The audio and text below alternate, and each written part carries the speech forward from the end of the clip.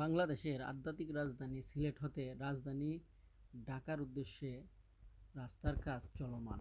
আপনারা যে ভিডিওতে দেখতে পাচ্ছেন এটা হচ্ছে হবিগঞ্জ জেলার নবীগঞ্জ উপজেলার আউশখান্দির ৬ লেনের কাজের প্রকল্পের কাজ চলছে।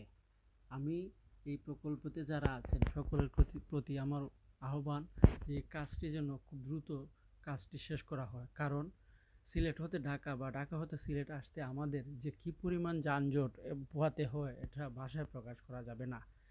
আমরা অনেক কষ্টে আছি, এই কারণে রাস্তার কাজটা খুব দ্রুত শেষ করার জন্য আমি সরকারের কাছে সবিনয় অনুরোধ করছি।